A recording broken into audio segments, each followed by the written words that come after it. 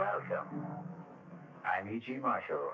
Welcome to the sound of suspense, to the fear you can hear. I have an unusual story about a father and son.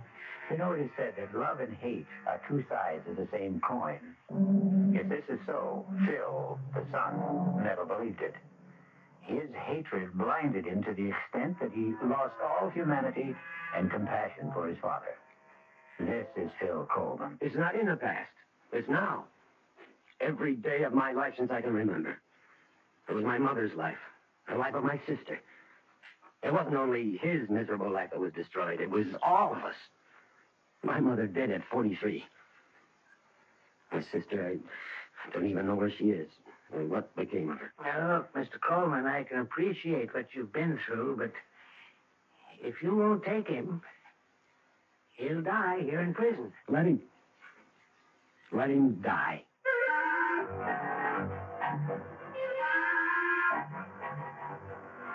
Our mystery drama, Accounts Receivable, was especially written for the Radio Mystery Theater by Sidney Sloan and stars William Prince. We'll return shortly with Act Two.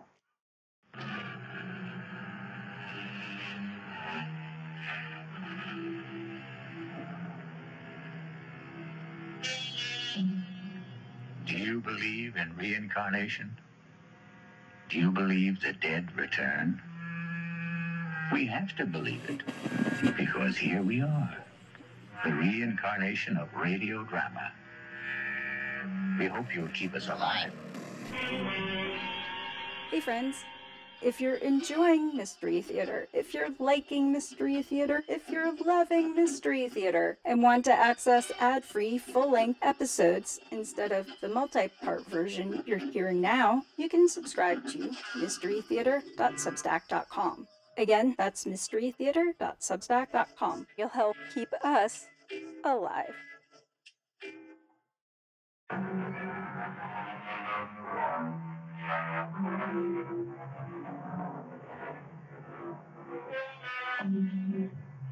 The first of the month has come, and Phil Coleman has not been able to raise the money to buy out his partner. Another event is taking place which brings him no joy. His father is coming today to become a permanent member of the household. It's Bill, Mom, they're here. It's Dad's pickup truck for Grandpa. Harry, take it easy. You know how excited you get about things. Now remember, he's an old man and he's been very sick.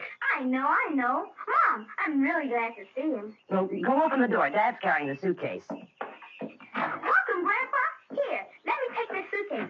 Dad, I'll show him to his room. Well, come in. Don't just stand in the door. Sure, thanks. Let me take the suitcase. Huh? Oh, yeah, here.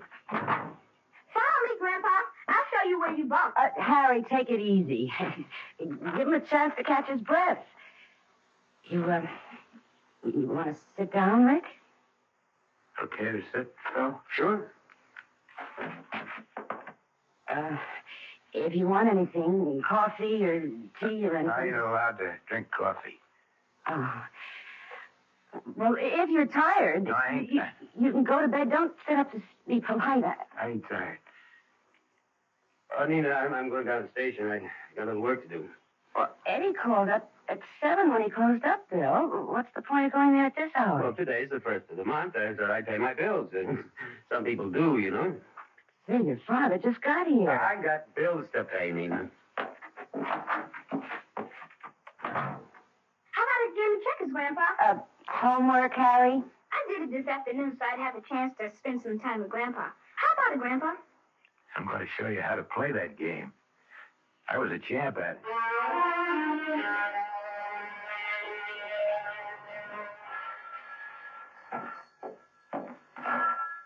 Coleman service station.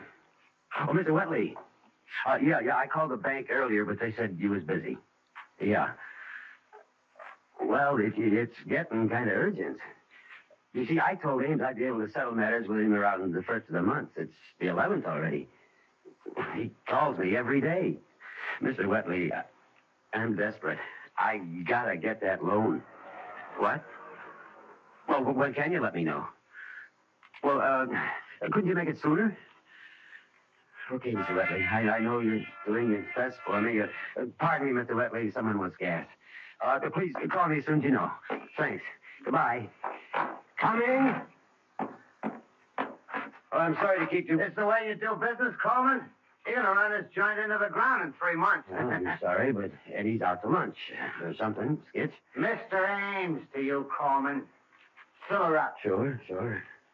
The reason I dropped by, Coleman, my lawyer's drawing up papers to dissolve our partnership and... Well, I was just talking to the bank when you drove in. Good. When are you getting the cash? Soon. What does that mean?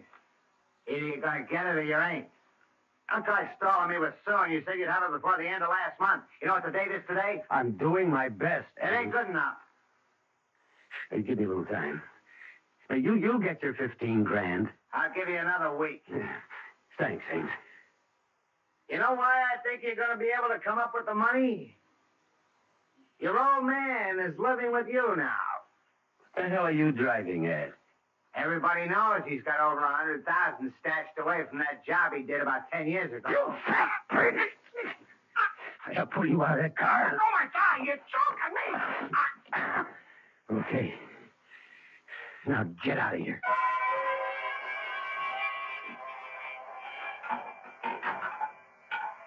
Coach says I'm as happy for basketball, Dad. All I need is practice. Yeah, good.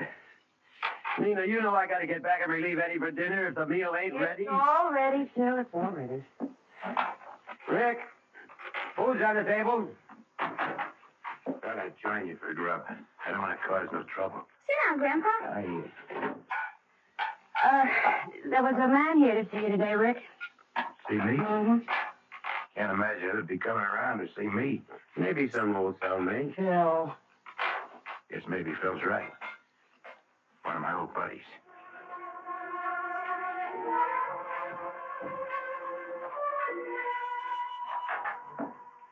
Yes, sir. What can I do for you? Mr. Coleman. Yep. Sorry to bother you during business hours, but seemed like the best time to talk to you alone. Oh, my God. Herbert McCauley, Candler, Epping. International Insurance. I'm an insurance detective. Let me explain. When a big job is pulled, maybe 100, 200 grand, even bigger, the insurance companies have to fork over the money to the people who have insurance to cover such things. The money that is recovered, that is. You get me? Yeah. But what you don't know is the insurance companies never give up. They'll follow a man right into his grave to get back the stolen cash. Take your father's case, for example. I don't want to go into it. I know all about it. It might be worth your while to talk to me. 10% of 106,000 bucks is a lot of green. 106,000 was your father's cut of the heist. And that's the amount still missing from the Sphinx Tool and Die Company hold-up 10 years ago. But on trial, he said he never got his share, that his buddies cheated him. Punk, the jury didn't believe him then, and I don't believe him now. He's got it, but he'll never be able to spend a buck of it.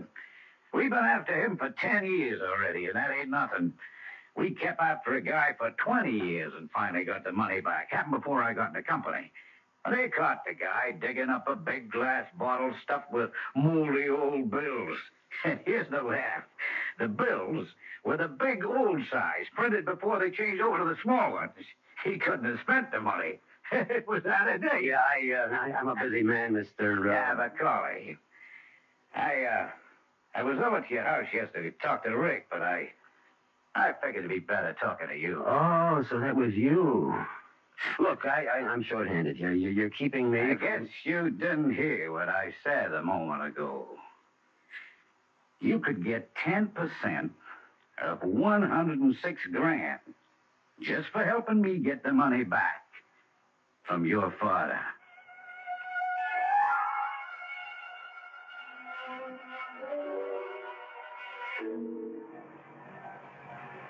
Okay, now, what's the big mystery? Where's Harry?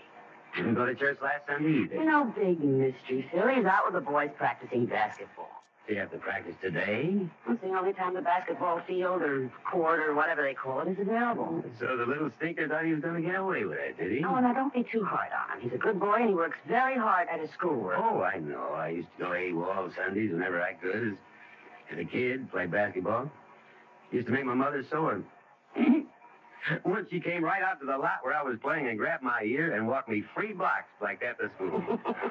No, I ain't mad at him, but I gotta make a little fuss to show him my comments. Okay, Nina.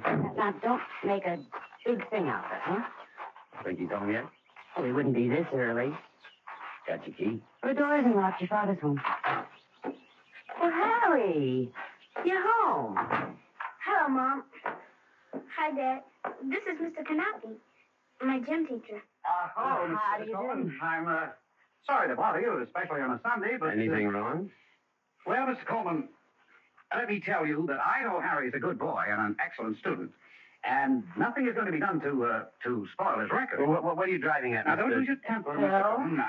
It's just that Harry and 2 other boys have been playing basketball in the school gymnasium on Sundays. Well, what's so bad about that? Well, they had to break into the school to use the gym. And now, although they're all 14 and wouldn't be prosecuted for criminal action at that age, breaking and entering is a serious matter. Breaking and entering. When we found the locks Jimmy last week, we set a trap this Sunday. And what do you intend to do? Oh, well, frankly, we are not going to do anything.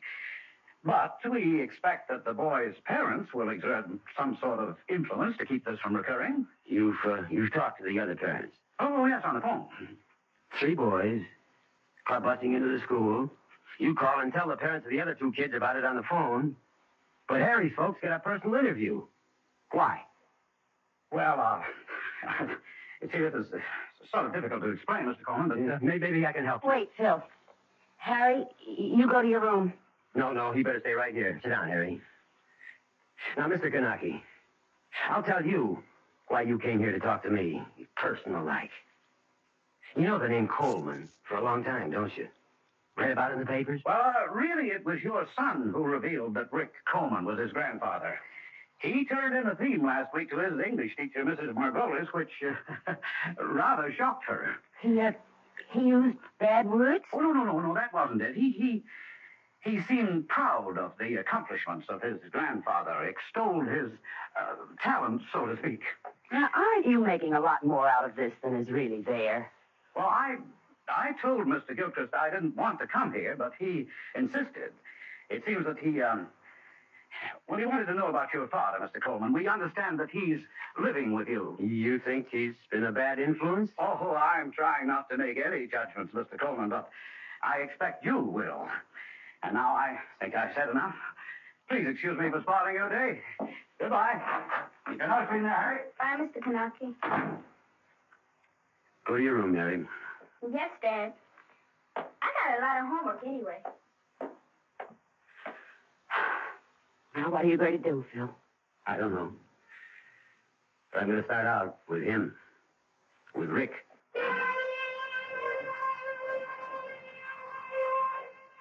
In Phil's mind, his father's influence was spreading like some evil disease. Now even young Harry was infected.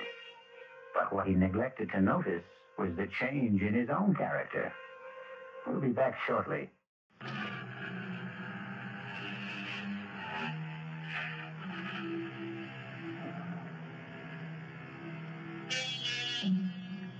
Do you believe in reincarnation? Do you believe the dead return? We have to believe it, because here we are, the reincarnation of radio drama. We hope you'll keep us alive. Hey friends, if you're enjoying Mystery Theater, if you're liking Mystery Theater, if you're loving Mystery Theater, and want to access ad-free full-length episodes instead of the multi-part version you're hearing now, you can subscribe to mysterytheater.substack.com. Again, that's mysterytheater.substack.com. You'll help keep us alive. Come back tomorrow for Act 3.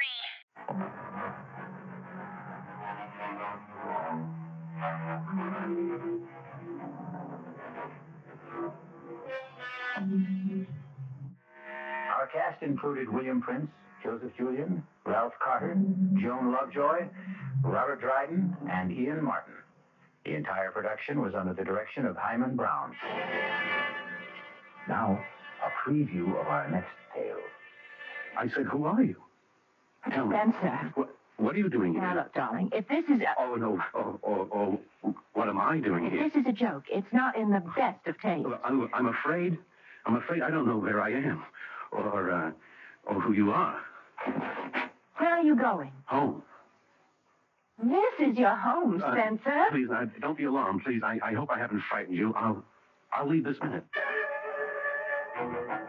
You mean that after 23 years of marriage, you look at your wife one morning and you don't know who she is? This is E.G. Marshall inviting you to return to our Mystery Theater for another adventure in the macabre. Until next time, pleasant dreams.